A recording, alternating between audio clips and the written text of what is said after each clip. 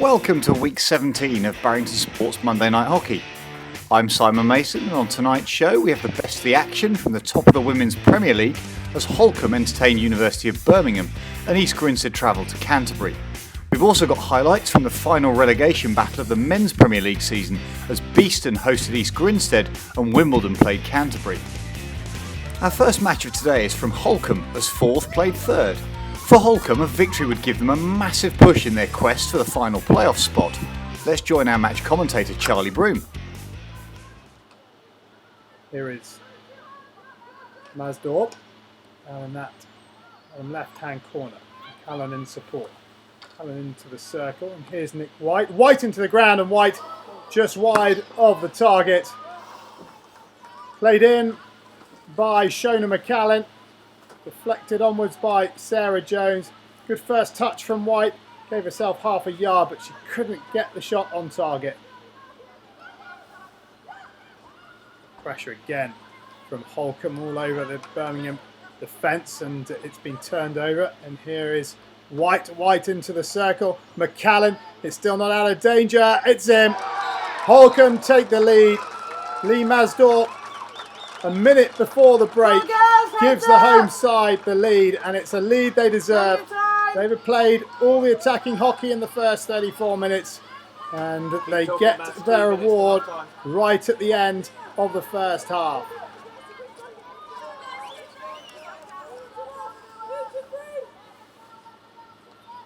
On the back he goes.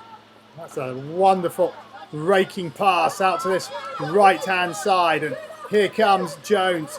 Jones with a little look up. Jones now to the circle edge. Still going Jones. And Somerville comes to make the save from Shona McCallum.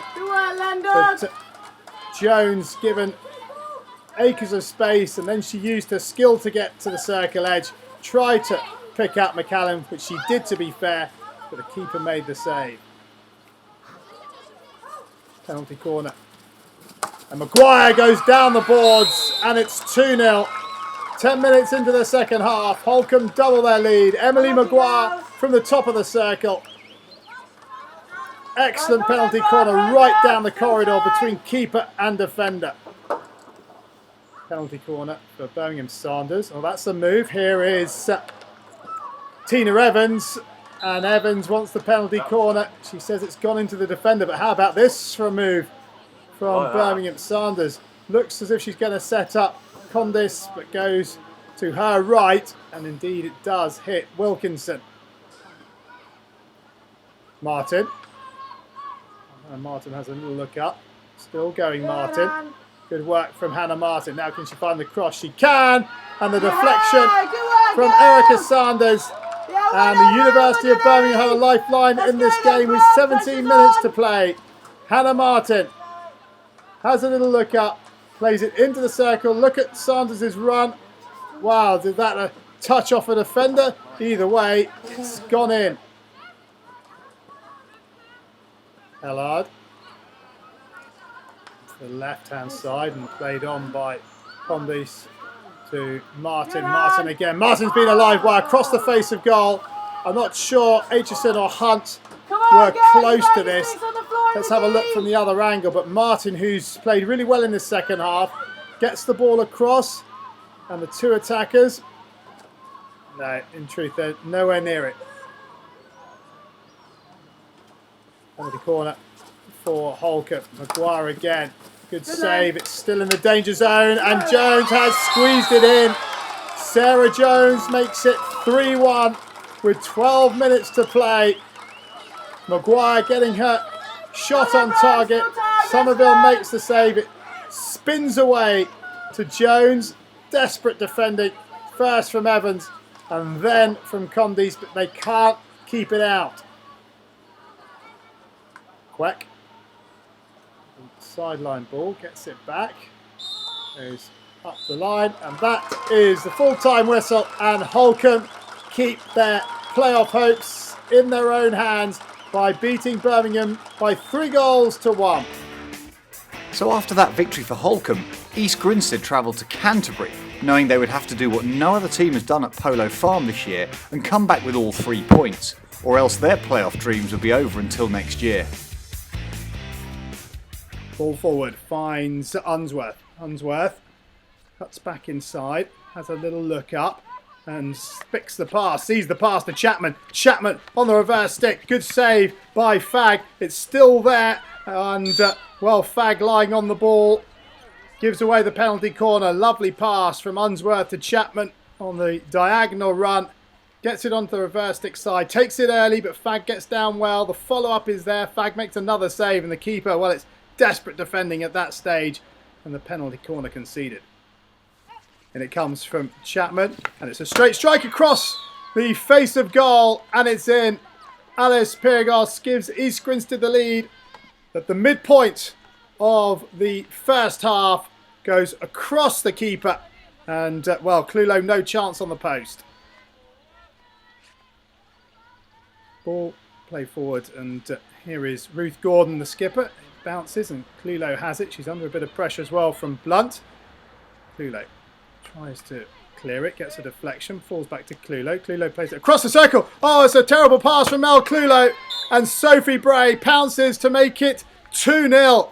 Well, Clulo clearly can't have seen Sophie Bray, otherwise she wouldn't have played the pass. But as it comes back here, Ballston perhaps the easier pass, but she opts to go across the circle looking for Lucy Barnes. But, Bray just pops up from behind the defender to intercept and score.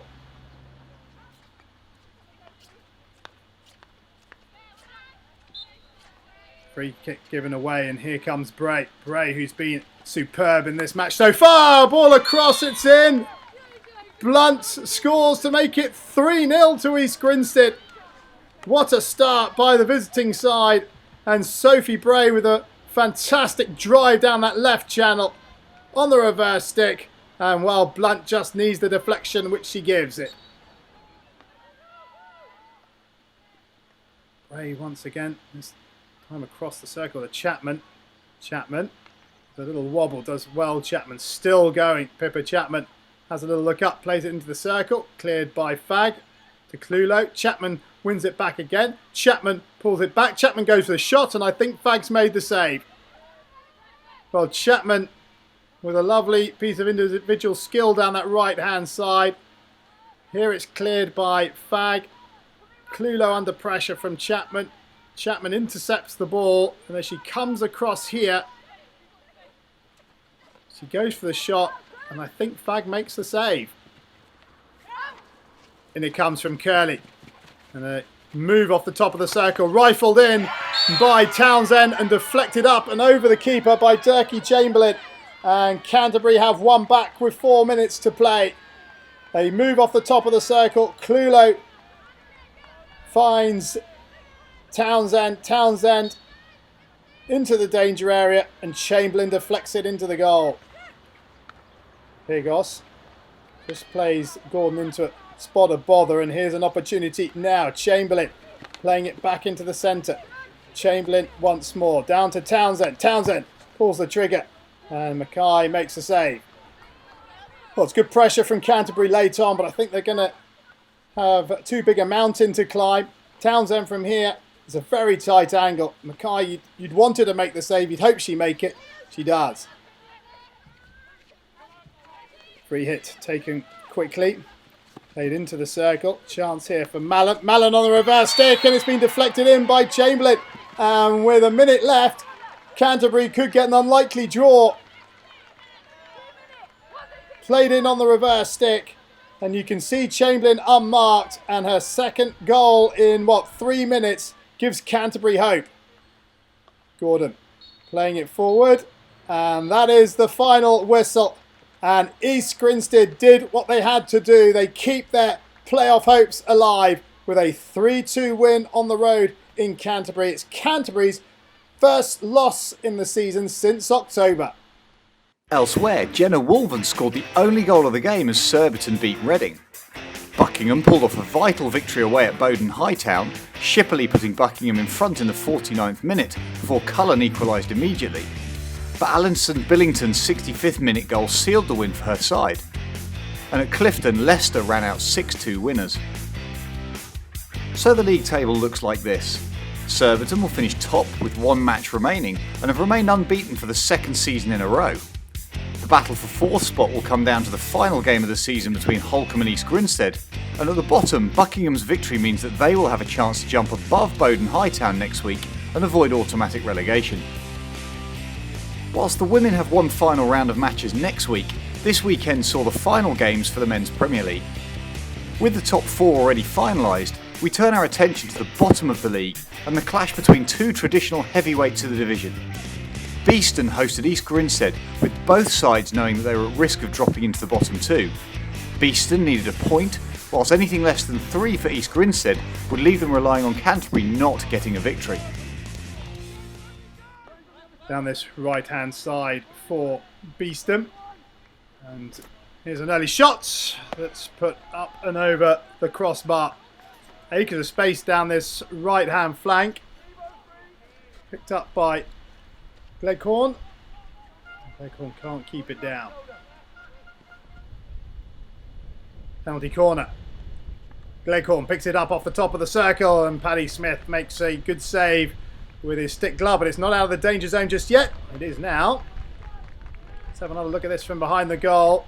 Comfortable height for Smith, but it had a lot of pace on it. He sprinted on the front foot, but Dixon gets in to win it back. And down the right flank they go, and here is Lawrence. Lawrence chasing after it. On the inside is Pilgrim. Lawrence finds the cross. Oh, here's Pilgrim, and he's scored. Stuart Pilgrim gives the home side the lead, and it all comes about for a half trap in the circle. As it comes across here, Simon Faulkner can't trap it dead.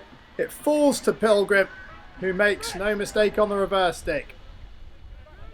Willars throws the big aerial ball, and it's picked up by Lawrence. Lawrence looking for the return ball. It's come to Gleghorn. Gleghorn with the shots, and a good save by Smith. A follow up, and another save by Smith. And East Grinstead get the free hit. Gleghorn out muscling. Will Arthurs gets the shot away. Saved by Smith. Rebound, falls into the danger zone, and then another good save by Smith on the ground. Penalty corner for the visitors. Goes to the right-hand castle. They've gone for the slip, and it's in. Faulkner playing it down the right channel, and Tony Wilson deflects it in to bring the visitors level.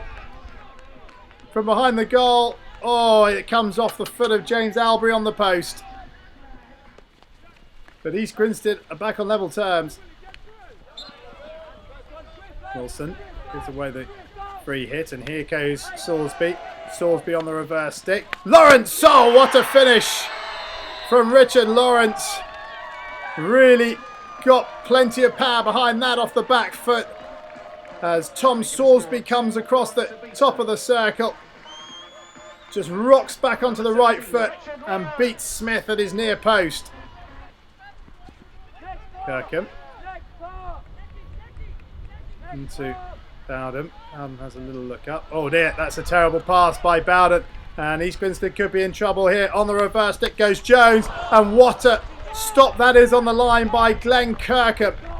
Unbelievable stuff as Jones rounded Paddy Smith.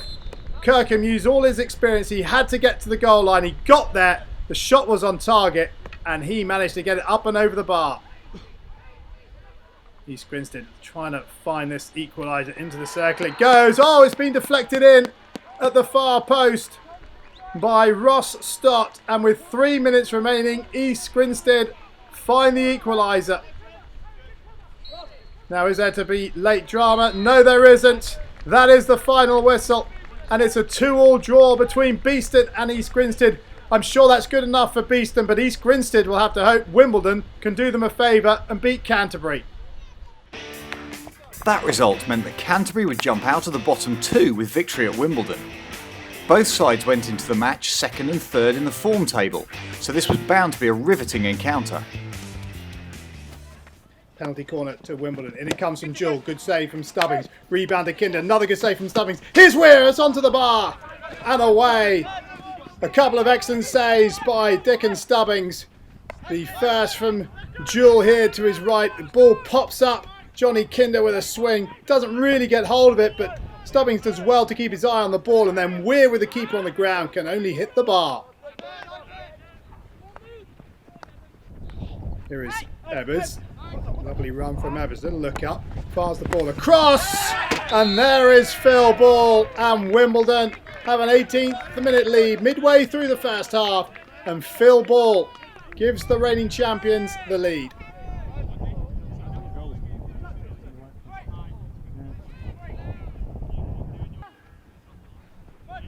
Or fires it down this right-hand side. And it's quickly in, and a touch from Ball. Stubbings makes the save. Here's Ball again. And that's into the sideboard. But, good reactions from Stubbings with that faint touch from Ball. And keeper stays big. Well, there's a little gap there down to the left, isn't there?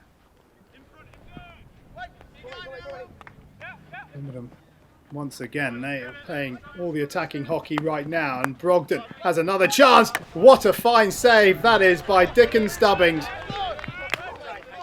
The very best brought out of him by Alistair Brogdon on the reverse stick. He's plenty of space, but that is a magnificent save. Now Canterbury. They haven't had much attacking threat. Can they make something happen here? Here's Craig Boyd. Boyd with a little look up. Can he find the cross? He can, and there's two unmarked Canterbury players who can't find the touch. The first of whom, I think, is Aaron Hudson. As Boyd flashes this across the face of goal. What an opportunity that is for an equaliser. Kinder. A little look up, and he's given the ball away. Now Boyd. Can he make something happen here? Boyd through to Spain. Spain across the face of goal, and Tom Richford coming in on the far post. Can't find the touch. Lovely spin from Craig Boyd. Finds James Spain, who plays it across the face of goal, and Richford, well, he didn't have his stick down, but he couldn't make contact. Brogdon. Out to that left-hand flank, and Wimbledon with some space to run into. Kinder playing it over to the right-hand side now. And an opportunity shot comes in from Phil Roper, and the save is made. Lovely pass from Kinder. Roper has time and space, comes back inside Brown, gets it strong, pulls the trigger, and Stubbings makes yet another save. So Wimbledon once again on the attack, and it's Kinder on down that right flank to Roper to Ebber, and it's another save by Dickon Stubbings. Roper releasing his number 10, and Ebber, well, going for goal. He had support on the far post. So penalty corner, and it comes from Boyne, and here is Adams, and Adams, well, did it come off Brogdon, the number 1 runner? It doesn't matter. It's the end of the match. Wimbledon have won by 1-0, and Canterbury, I'm afraid, are going to have to rely on the playoffs for their survival. Holcombe ensured they went through the season undefeated as they triumphed by 3-0 at Hampstead and Westminster. Brooklands Manchester University finished off their season in style with victory at home over Reading, and Evan Kimber scored a hat-trick as Surbiton ran away victors over Cannock by 6-3. So, Holcombe finished top of the league in their first season in the Premier League and will be joined by Surbiton, Reading and Wimbledon in the playoffs. Canterbury have performed miracles once again in the second half of the season to finish 9th, but after a prolonged and very successful spell in the top flight, Cannock are relegated back to the conferences. Join us next week for a huge weekend of hockey in the Women's Premier League. Subscribe to the Barrington Sports YouTube channel and visit galvanisehockey.com for more exclusive content.